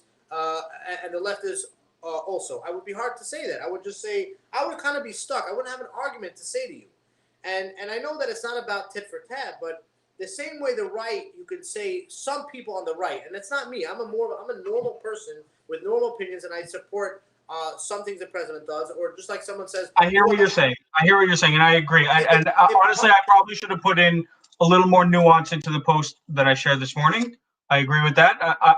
When I post these things, I realized that like I didn't even have to research. I knew that the United States definitely placed its bets with multiple organizations, multiple companies that were producing a vaccine. I also understood from this story that they were offered the ability to purchase more, just as they were with every other contract. In fact, back in the day when they originally agreed to it, they originally agreed to purchase extra additional doses, and they were offered later on. They were offered once the vaccine was already in production, mind you. Donald Trump. Well, I don't know about Donald Trump because he doesn't like reading his briefings. He needs like graphs to understand everything. But he wasn't. The president of the United States is updated on the progress of vaccine trials and all these different things that are going on a regular basis. And now that they have come out with the vaccine, now we find out that in the process from July 22nd until now, the United States did not, when Pfizer was at the helm of producing the vaccine, they were in the front of the line. We didn't solicit any more vaccines from them when we had the option to. That was my issue. But I understand that I should have applied more nuance, and I understand that the New York Times is presenting it in a way to make Trump look bad. And I listen. I personally think that's my big issue with that. I understand. I personally, and again, I hear that. I hear what you're saying. I'm loving the moment here. I'm cherishing it. I think that Trump is an ineffectual leader. I think that he makes decisions based off of his pride and his ego, and a lot of that is detrimental to the country as a whole. And I think that it's the role and responsibility of the media to scrutinize our government. That is what their purpose is. Their purpose is to be another check on the system, to constantly be critical and constantly be unpacking and constantly saying, what is this going to do for the American people? What is this going to do for the town of Flint, Michigan? What is this going to do for Miami-Dade, Florida? But Chaim, that's what the media is supposed to be doing. I don't know. I don't agree. I actually have an issue with the media doing that because I think the media is not duly elected people. They're a business. The news agencies are New York Times. They may lose money, but they're a business. And yet their role is to critique the government. But I don't agree. That bothers me. One second. You don't think anyone should be critiquing the government? No, you just let government do whatever they want? I critique. How do you know what's going on in the government? I critique the government. How do you know what's going on in government? I don't. Exactly. So how can you critique them? I can critique what I'm aware of. How are you aware of it? But based on sources, news articles. The news. Yes. Exactly. Yes. The news, whose job it is to sit in front of Congress in congressional sittings and go into the Oval Office and listen to everything that's going on and tell us what's going on. They're there to tell us. I don't have an issue with them telling us what's going on. I don't. Like, I also don't like sometimes I think that certain things should not be made public for the good of the country. But I think, regular mundane things or even important things that don't necessarily have to be kept secret. I think there's nothing wrong. I would never have an issue with a New York Times reporter approaching sources and stuff like that to find out something that is important to people. But so let's say New York stand, Times was trying to unpack a story that they found out that Russia was paying bounties for American soldiers' heads, and they found out that the Trump administration knew about it and didn't do anything about it. Should they look into that? But 1 second, hold on a second. I remember reading the story, and I was reading the other side of it. I don't remember it, so I don't want to comment on it. But I know I suspect that the government of the United States, if they knew that another country was threatening or putting their soldiers in harm's way, that they didn't do anything about it, there either is some extenuating reason, or there's another part of the story. But we should definitely have the media reporting on it, right?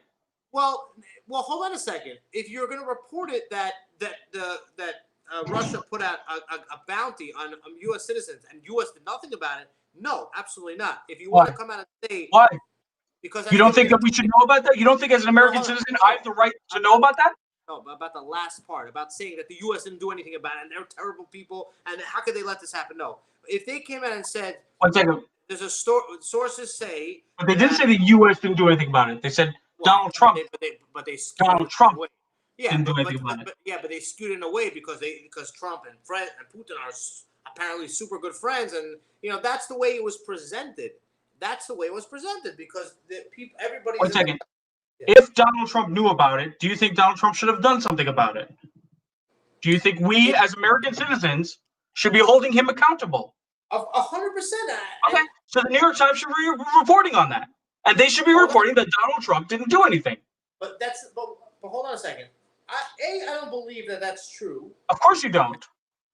No, but it's not because I hate Trump. Because there's no president. Even Obama. If you told me Obama sat there and found out that people were in danger and didn't do anything about it, I wouldn't believe that because no president's going to sit there and do nothing. There's practicality. We don't know what happened. We don't know the whole. Except for Trump. I want to read the whole backstory about it. But the thing is but they didn't present it in a way that they're reporting a story. They reported it I'm not even going to say to make Trump look bad, but they reported it in a way to say Trump didn't do anything. It wasn't about the soldiers. It was about Trump didn't do anything. And that to me is that it's not the job of the media to put things that way. The job should be you have information, put it out there. Hey, who is going to report on our president's inaction? Who's going to report whether or not Nixon is responsible for breaking into DNC office and ordering? But Nixon was a criminal. You don't like Trump. First of all, do you know how many investigations there are into Donald Trump currently? There's ludicrous investigations all Donald day Trump long. Looking into pre-pardoning himself. When I hear stories like that, I completely tune it off. It's completely irrelevant. Every president you can remain as cognitively pardoning themselves. You can remain as cognitively dissonant as you want. You can just turn it off and not listen to anything that you don't want to hear. And you know how the best way to do that? Turn on Fox News, because they will only tell you what you want to hear. If you turn on CNN, they will tell you things you don't want to hear. So I'm being sent messages how people how they can't believe how I'm talking to you and they can't believe and that's I love having a good dialogue. We agreed on certain things and I'm happy about that. We're obviously very far apart on Mr. Trump himself, and even though I'm able to differentiate between his negative and his positives of what I view, but I think the role of the media. You're not even acknowledging his negatives. I mean, some of them you are, but the biggest issues, lying and spreading conspiracies on a regular basis is a huge issue. But I don't agree with that sentiment 100%. I will say I want to end off by saying something a little crazy that you will laugh, but to me, part of what Trump represented in America was somewhat. I compare it a little bit to Churchill, and I'll explain why. Churchill was a crazy man, from what I've read up, and I read up a lot of history on World War II. But Trump was Churchill was sort of a guy that was needed at that time. He was needed to rile things up because the people that were in power wanted a peace and work with somebody, which you can. Like, for example, Trump would be the kind of guy I would want at my head if we're going to war, for example. You know, like there has to be. There's a certain time where Like Trump would be bought off the easiest. But that's not true. Trump. Of course it is. It's all about money. Everything's about money.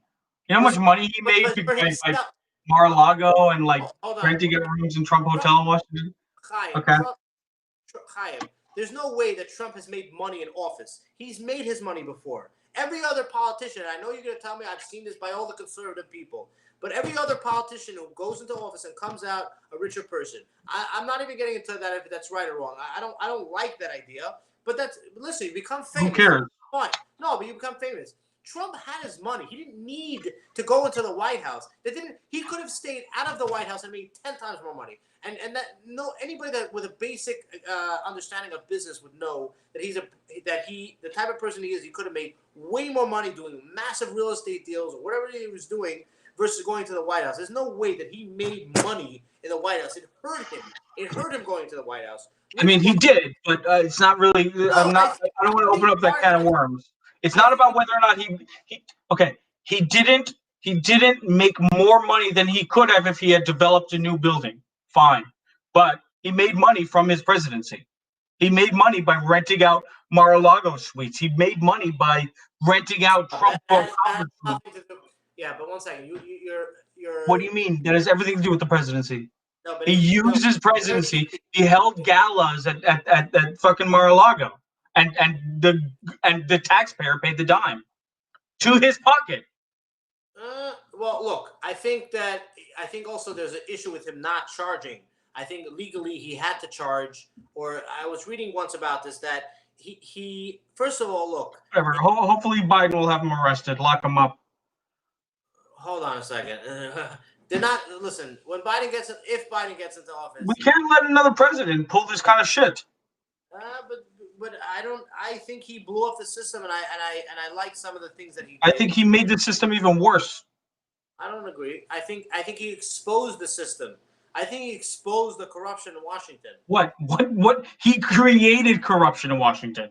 I don't agree. He is the swamp. Hold on, corruption wasn't there before. He is the swamp. Well, please. He's the anti-swamp. He's absolutely not. No. He's a populist. He's a populist. So he paints himself as the with conspiracy theories. He paints himself as being anti-establishment, but he is the swamp. 1 second. The establishment he became. Listen. I'll admit this. He became. I think that the swamp sort of, as much as he wants to be anti, I think it kind of took its claws in him. But I think he just wants to be popular. Listen, he went into office partly. I think a big part of it was because of his ego, and he wanted to have the presidency. This his ego. And it wasn't about helping Americans. But at the same time, his ego also wanted to do good. And there's a sort of a catch-22 when you have an ego, because think about the fact that you hate him, but think about the fact that every day he was in office, he was attacked. I have no pity for him in the sense that he doesn't need my pity. He's a self-made guy. He's set for life. He doesn't need pity from anybody. What I'm saying is that he was literally almost not allowed to govern, meaning, good. I wanted to end up by saying that I think the one thing that even you should jump on board and say is that the respect for the office of the presidency, even if the person in power that you don't like and you strongly disagree, whoever is in power based on the current laws, based on electoral college, however it is set up, if they do it and they do what's necessary to win, they should be allowed to govern. And I think I fault somewhat. In general, I would agree with that. When it comes to Donald Trump, I don't, because I think pick and choose. Yes, you can. Yes, you can. You absolutely can, because Donald Trump Donald Trump came into office and shat on every single democratic institution that we have held to such high regards. He completely went after the CIA, the NSA, the FBI, the news media, any sort of agency that in any way he felt might be an issue for him, he went after. And from day one, from before he was in office, from even before he was the candidate for the Republican Party, he was already attacking these institutions. He was delegitimating these institutions. He was attacking Obama's birth certificate before he even had gotten the debate stage. You have to understand that Donald Trump walked into the Oval Office and shat in it. And when someone does that, you don't have to respect him. Because you disagree with what he's doing. What do you mean? What he's doing is harming society. What he's doing is harming democracy. What he's doing is creating a conspiracy where Schneur Borenstein doesn't believe that the election was fair, despite the NSA saying it was. Okay, but we're talking about the office of the presidency, and you're saying that you. I'm saying that Donald Trump disrespects Americans on a daily basis. Me, Democrats, other people. No. That's not what many Americans also believe. One second. Those many Americans he doesn't attack. He doesn't attack you because you fucking support him. Well, listen, he attacks Republicans. Listen, I think those Republicans don't fucking like him. Nobody likes him. There's what do you mean? There's Democrats that like him as well. People who work with Donald Trump like him. Unless they're populist and whatever. The point is, Donald Trump came in, he shat on all our democratic institutions, he shat on our democracy, he tried to install himself as some sort of dictatorial leader of our country, and suggested that he would try to stay on forever. Like all of these different things. He came in and basically told half of America, go fuck yourself. That's what Donald Trump did. So you know what? Fuck Donald Trump. Okay, and you voted against him, and that's great. And you know what? We're going to go into the White House. We're going to fucking deep clean it. We're going to tear out every fucking carpet. We're going to fucking put in new walls, new insulation, anything to get the stench of Donald Trump out of it. Just nothing gold in the White House at all. Do you have wet dreams about Donald Trump? Always, every night. You want to desanitize the White House. But it's not semen, it's blood. It's blood. The wetness is from blood. But Chaim, at the end of the day is you can't pick and choose when to respect the office of the president. Yes, you can. You absolutely can. When you have a president that's disrespectful as Donald Trump, you do not have to show him respect. 1 second. So if I'm no president, George Bush, Ronald Reagan, they're turning in their fucking graves. When George Bush, he doesn't have etiquette. He doesn't have proper decorum. He's an asshole. He's an asshole. You don't have to respect an asshole just because. You know what? You know what? It's so hypocritical. It's so hypocritical because you're condoning, you're celebrating Donald Trump for attacking the establishment, for changing tradition, for hitting against what is customary and normal and ritualistic. And you're saying that's great for Donald Trump, but because we for so long respected the office of a president, therefore we have to respect. No. You want to be happy about shitting on institutions? Shit on the presidential institution. Fuck Donald Trump. You got to see that's about that. Listen, the point is, again, you're missing it. You're making about his personal attributes of type of person he is. It's not him. The office, it's not a person. Donald Trump is not the office of the presidency. The office of the presidency encompasses him as the executor. The thing is that if an individual wins the electoral college and gets sworn into office, they become the office of the president. That's why they're not an individual anymore. So even if you dislike him as a person, at the end of the day, I disagree with you fundamentally. Okay, fine, that's fair. You're entitled to disagree, but I think that's a problem. Is that, you know what? There's that if he was so bad, if he was so evil, I think at the end of the day, I would never support somebody that I felt was so evil. I wouldn't. You wouldn't, because you don't feel he's so evil, but 80 million Americans did. 80 million Americans. Many Americans. Joe Biden is a nice guy. He wasn't the perfect candidate. He's a 80 nice, million he's a nice guy voted also. against Donald Trump. He's a nice guy. Okay. Anyways, with that being said, I do have to finish up some paperwork. So, when are we gonna? What's the next discussion we're gonna have about religion? Yeah, we'll set it up. Figure out a time. Are we gonna do a little more, teaser out so more people can watch, like Gussie Stern? We want more people to watch this stuff. Sure, we'll make it happen. All right. All right, brother. Great talk. But I definitely suggest you deal with your Trump anger, because I never had such anger until Obama. And don't say I spoke to my therapist. He says he put me on this treatment trial of lashing out for the next roughly 45 days. For 45 days, and then for the next 45 after 45 days, he says I should be good. That's so the therapist said that. It happens to be 45 days is January 21st. So I guess what time of the day? Midnight. I think it's midnight. I'm not sure. It's like 3 p.m. What time does the inaugural celebration end? So this is what your therapist told you. So the therapist told me. Yeah. Wow, that's why they pay him the big bucks. That's right. Anyway, I got to run too. I know. I can't wait to talk about religion, because I have some serious thoughts about that. I'm looking forward to it. We have very similar thoughts, but we're on different spectrums. All right. So long, everybody. Good night. Thanks for watching. Good night. Thanks for watching, guys.